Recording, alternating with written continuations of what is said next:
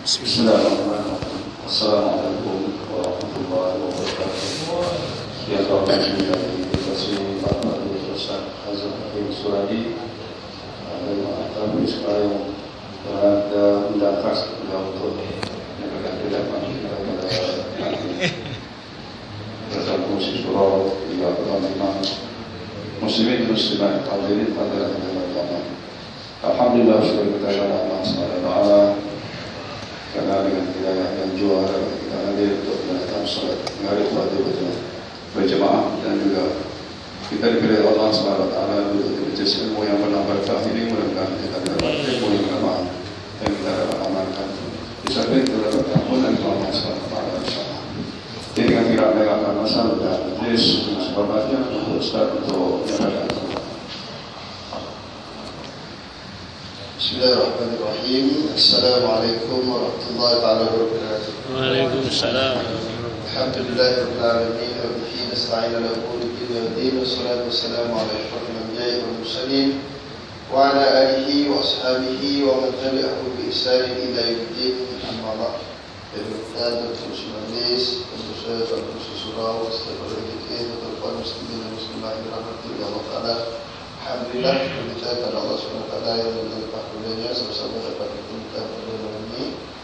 InsyaAllah pada malam ini kita akan membicarakan berkaitan beberapa nasihat Imam Al-Ghazali rahimahullah kepada murid-muridnya. Nasihat yang pertama, waktu itu ialah kehidupan. Wahai anakku yang tercinta, sebahagian daripada nasihat Rasulullah SAW kepada umatnya ialah alamatu a'radillahi ta'ala 'anil 'abdi ishtighaluhu bima la ya'nihi wa inna imra'an zahabat sa'atun min umrihi fi ghairi ma khuliqa lahu min al-ibadah la jadirun an tatula 'alayhi hasratuhu wa man jawaza al-arba'ina wa lam yaghlib khairuhu 'ala syarrihi falyatajahhaz ila an-nar.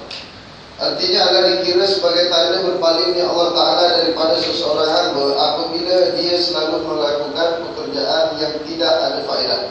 Itu ada tanda Allah Ta'ala tak suka dari kita, ataupun tanda Allah Ta'ala berpaling daripada kita. Dia tak pandang kita daripada rahmatnya. Apa tandanya? Iaitu kita suka buat benda yang tak ada kena menggunakan dengan kita, ataupun yang tidak memberi apa-apa faedah. Saja buat itu saja je. Pasal buat macam ni saja je, tak ada apa sebab. Dia buat itu tidak ada faedah untuk dirinya ataupun untuk agamanya, keluarganya, masyarakatnya. Dan seandainya ada satu saat sahaja daripada umurnya yang telah digunakannya pada barang yang bukan merupakan tujuan hidup, iaitu beribadah pada Allah, maka layaklah bahawa akan panjang penyesalannya pada hari kiamat nanti.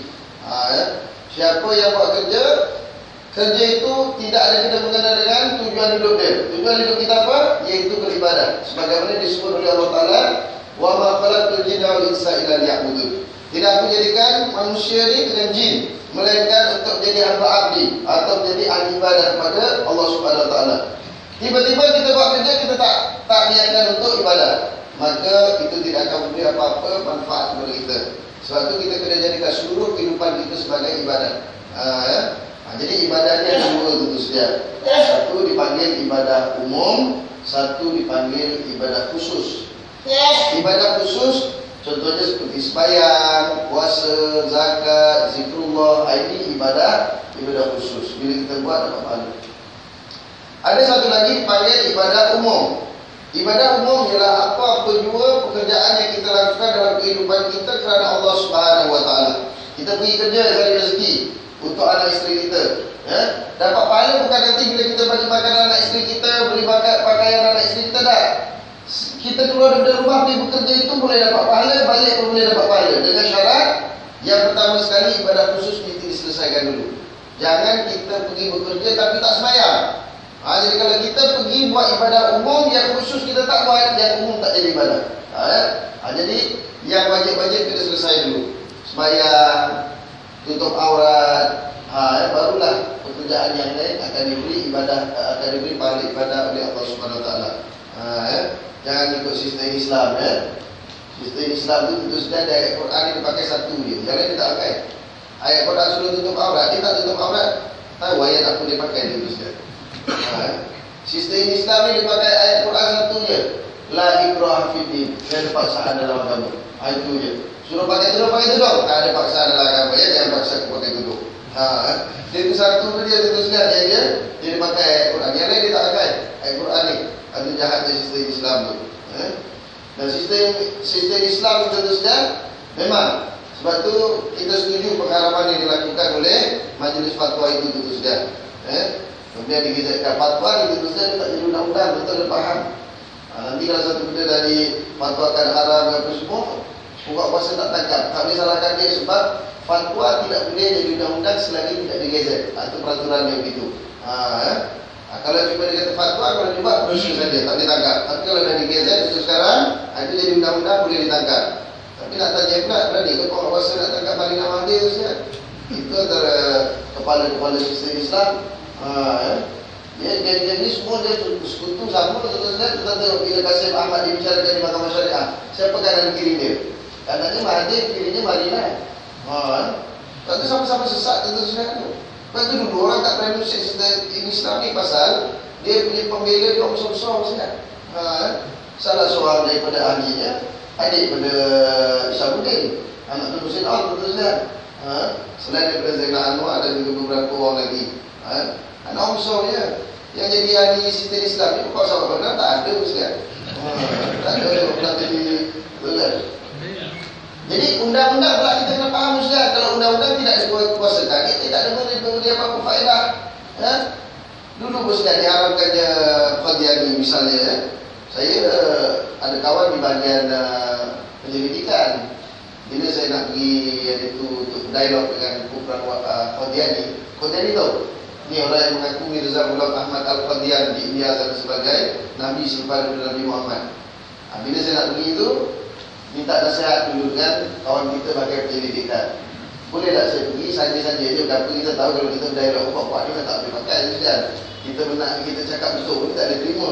Saja nak tengok macam mana cara dia berdialog dan cara pemikiran dia. Ada kita pergi tu. Tanya macam mana boleh pergi. Boleh Ustaz, tak tahu Ustaz Maklum, tak tahu siapa. Kumpulan-kumpulan ni sebenarnya dipantau oleh SP tentu saja. Cuma SP tak ambil tindakan lah, dia tak boleh ambil tindakan saudara itu, dia biarkan dia. Sebab di bahagian agama ni, pejabat agama yang dia tangkap, bukan polis. Polis ni memantau je, jangan buat huru-hara sudah. Jadi kata Ustaz begitu tak perlu, ada saya maklum. Itu kalau ada sebuah apa, Ustaz tak terlibat jadi penganut ajaran sesat tu, Ustaz tu pergi nak bincang itu. Tapi dia beritahu dia tu sekarang jadi masalah tu. Pasal bila fatwa itu digazetkan, pelaksanaan itu jadi masalah. Contoh tu Ustaz, Qadiani dia diisytiharkan murtad oleh majlis fatwa, kemudian digazetkan. Bila dia ditangkap, bawa ke mahkamah, dibicarakan. Jawapan dia senang saja. Yang Arif, kami orang-orang Qadiani telah difatwakan murtad. Kami bukan orang Islam. Undang-undang jenayah Islam hanya digunakan pakai doa Islam. Kami bukan orang Islam. Selesai itu kan tak ada apa-apa. Itu masalahnya. Apa pula disebut kata nak tarik balik fatwa apa semua. Fatwa pula bukan boleh tarik balik sewenang-wenang itu saja. Kita buat satu ijtihad, satu fatwa, tidak boleh dibatalkan dengan fatwa sewenang-wenang.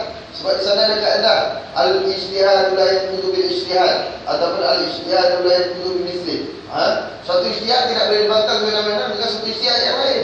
Bukan senang nak main batal-batal itu saja. Ini bukannya kita main sorok-sorok itu. Benda akidah, benda ni undang-undang. Tapi kita tengok dalam negara kita hari ini, kalau tuan-tuan tengok bahawa undang-undang kita ada masalah. Kenapa? Walaupun kerajaan kata sekarang ini mahkamah syariah setara dengan mahkamah sivil, tapi nampaknya tidak berlaku. Buktinya apa? Semalam kes transgender di Negeri Sembilan itu sekarang. Ada beberapa orang paknya, saya panggil paknya lah, bukan maknya sebab dia lelaki. Lelaki pak, kalau perempuan baru mak, betul tak? Itu yang pakai kasut tumit tinggi, lembik tu ya. Itu bukannya betina, itu jantan terus kan. Bukan pondan. Perempuan kena ingat pondan ni dia letak dia sendiri dalam hukum fiqh. Syarat pondan mesti ada dua kemaluan. Kalau yang apa namanya lebih tertangkap tu, buka tu semua dia tengok tu kan. Ya. Dia ada satu hukum di dalam sana iaitu hukum khunsa. Khunsa ni kita pondan. Khunsa ni syarat khunsa mesti ada dua anak kelamin. Itu syarat khunsa. Kalau dia cuma ada pistol aja, tak ada satu lagi, itu bukan khunsa, itu jantan tu kan. Walaupun dia lembik. Jenis lembik itu kan. tetap jantan. Dia syarat khunsa mesti ada dua. Ada zakar, ada faraj. Dua-dua sekali ada. Cuma nanti ada pembahagian khunsa ni. Satu khunsa adi, khunsa biasa. Khunsa biasa, biasanya salah satu dia boleh dipakai. Kalau pistolnya boleh nembak, kolamnya tak boleh buat berenang. Gitu. Kalau kolamnya boleh buat berenang, pistolnya tak boleh nembak. Jadi ikut mana yang berfungsi, itulah jantina dia. Hukum dia. Kalau dia zakar boleh berfungsi, berarti hukum dia mesti hukum orang lelaki, bukan hukum perempuan. Kalau yang berfungsi itu faraj, yang zakar dia tidak berfungsi, maka hukumnya perempuan. Dia kena pakai tudung, dia kena sembahyang macam perempuan. Macam tu. Yang jadi masalah satu lagi dinamakan khunsa muskil. Khunsa, pondok yang dulu boleh pakai seterusnya. Pistol pun boleh nembak, kolam pun boleh direnangi. Itu kan. Dua-dua boleh pakai. Ada tanya, ada Ustaz? Ada lah, boleh tak pakai dalam kitab kan? Tak ada. Dia sebab disebut tu sebab ada itu Ustaz. Cuma kebarangkali mungkin sejuta satu. Gitu ya, dia tak banyak. Sebab Tuhan takkan buat benda macam ni banyak-banyak. Ada satu dua untuk nak menguji manusia itu saja itu Ustaz. Jadi kalau dua-dua boleh berfungsi, dia kena dibawa kepada doktor pakar hormon untuk ditentukan mana hormon yang lebih kuat. Kalau hormon testosteron, berarti dia orang lelaki. Zakarnya yang kena dipertahankan, farajnya kena dimatikan. Macam tu. Kalau dia itu lebih, dia estrogen dia kuat, berarti dia perempuan, maka dimatikan zakarnya. Jadi hidup satu je, dia tak boleh hidup dua alam tuan-tuan. Ini bukan kodok, dia boleh hidup dua alam. Orang ada satu alam saja. Orang jadi jantan ke nak jadi betina, itu pilihan. Kalau tak boleh jadi dua-dua, tak boleh. Jadi di Negeri Sembilan ditangkap puak-puak di tuan-tuan, dia nak ke mahkamah. Misalnya ada perkara 66 bukan menjenayah syariah Negeri Sembilan, iaitu orang yang berpakaian tak senonoh, lelaki menyerupai perempuan atau perempuan menyerupai lelaki boleh ditangkap. Hukumannya 356. Itu biasa makruh. Kalau menjenayah syariah hanya 356 itu sudah. Jadi dah hukum, dia tak mati, dia pergi ke mahkamah sivil, mahkamah persekutuan dia buat semakan kehakiman. Tiba-tiba itu sudah semakan kehakiman itu mengatakan bahawa peruntukan 66 kalau menjenayah syariah Negeri Sembilan itu tidak selaras dengan perlembagaan persekutuan. Dengan itu budak-budak tak kurang ajar untuk dibebaskan. Mana boleh Ustaz? Perempuan tahun lepas tu seronok dia bergambar tu sekalian tau. Lepas dia buat pesta, lepas dia tetap malam kerusian tu, dia saling liwat-liwat di jantan-jantan tu, siapa nak tanggungjawab tu Ustaz? Jangan main-main. Kita dulu tak selalu banyak kita tangkap, tapi yang kita tangkap tu dia tak betul undang-undang, dia tak reti, jadi dia tak bawa pergi sana. Ini mesti ada yang hasut dia tu Ustaz. Budak-budak tu kan undang-undang. Ada orang yang menghasut dia.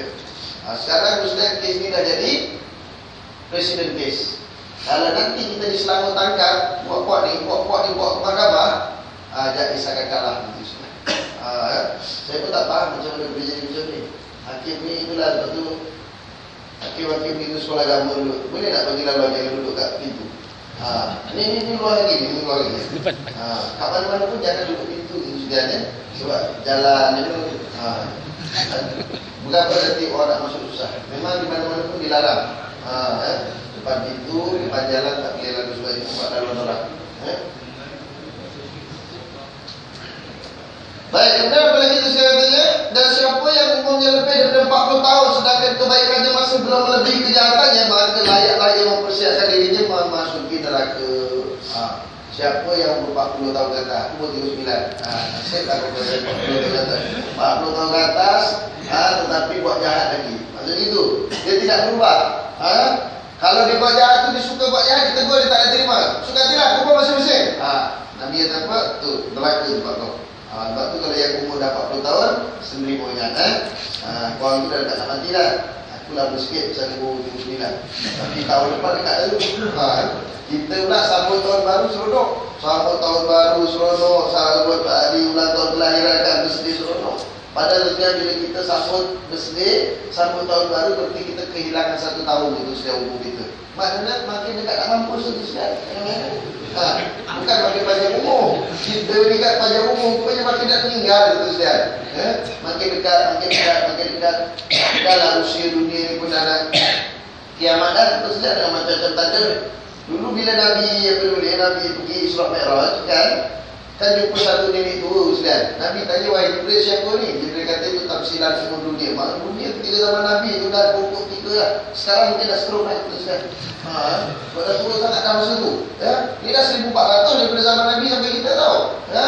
Jadi bila orang tua ni mesti ada nyanyuk, dia macam-macam. Itu yang putih beliau sekarang kat tentu Arab Ustaz. Dulu negara kita tak ada putih beliau, pori 4 kali Ustaz.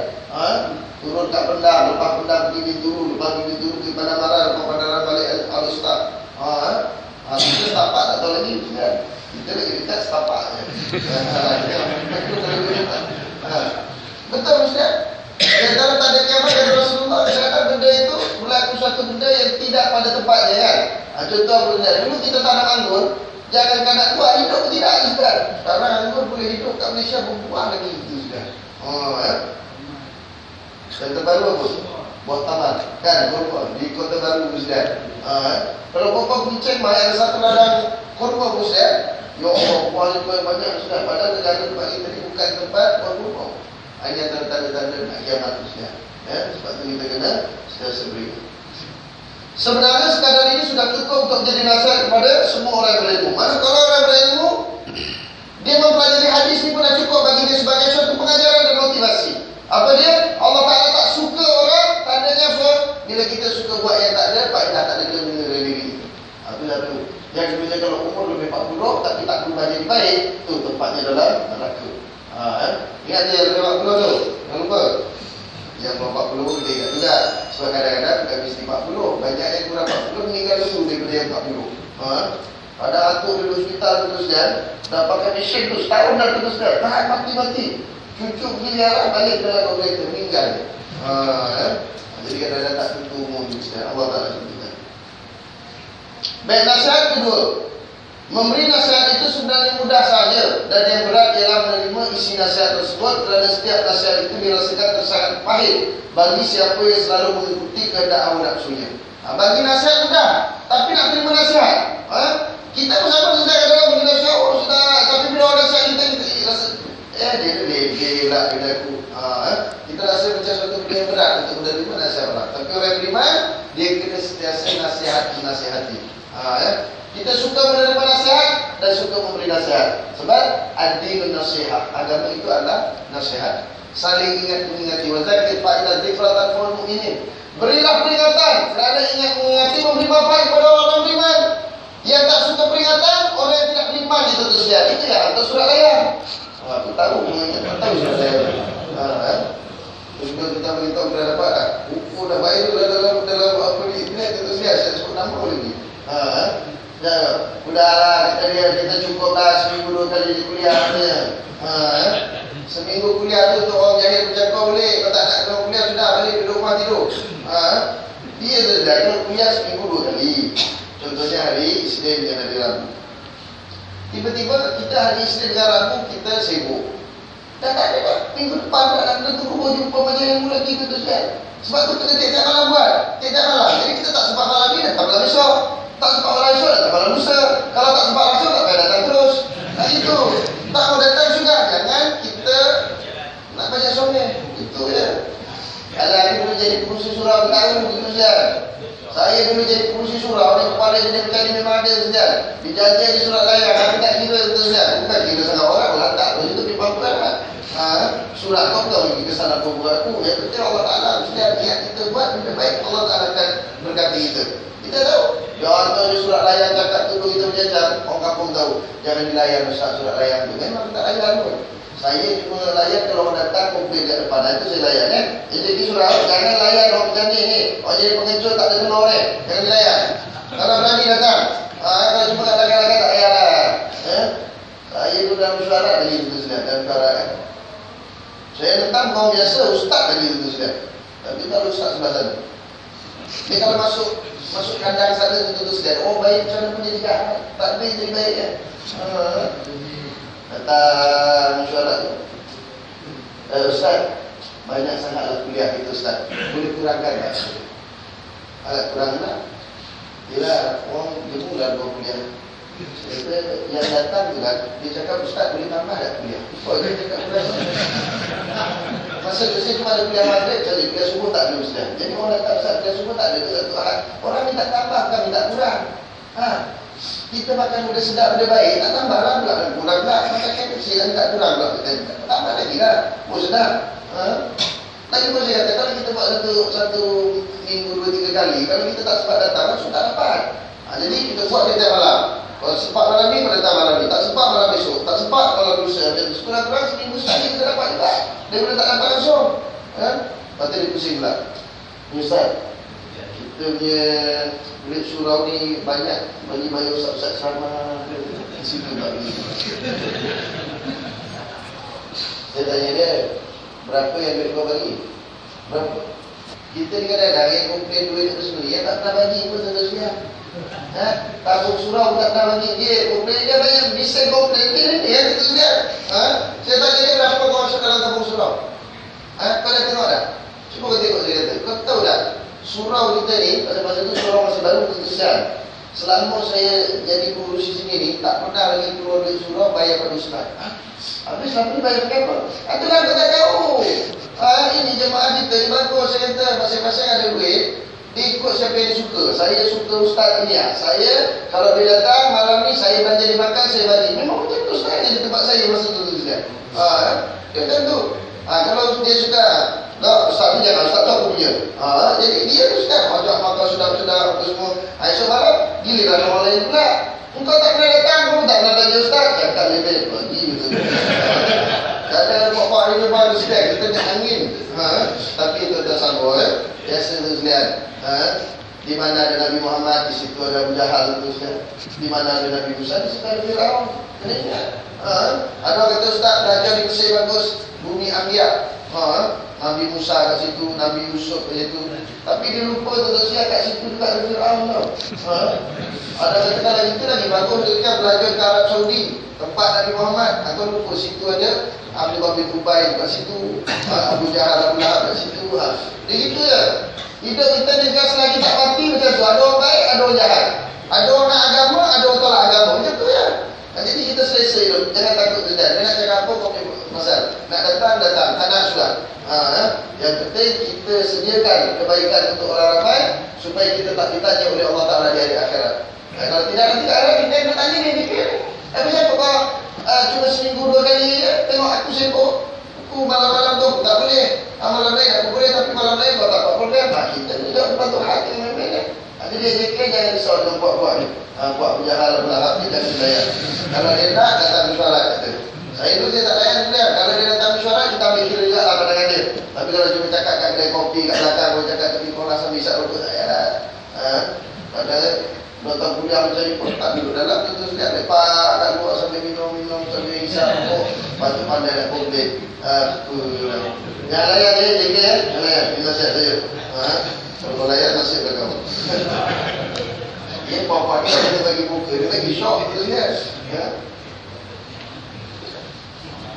Nafsu sangat mencintai perkara-perkara yang dilarang. Apatah lagi bagi orang mencari ilmu yang rasmi. Maksudnya mencari ilmu supaya mendapat sesuatu gelaran rasmi.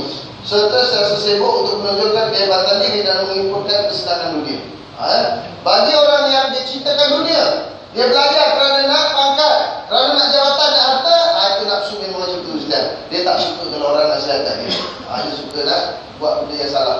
Sebab tu kita tengok orang yang belajar ni, anak-anak kita tu kita pandu dia sudah. Kalau nak belajar ni, belajar betul-betul kerana Allah, bukan kerana nak pangkat, bukan kerana nak duduk kursi. Hari ni kita banyak kesedihan bagi anak kita, kau belajar suka-suka ya, biar jadi arkitek. Itulah. Biar dia senang cari duit. Jangan.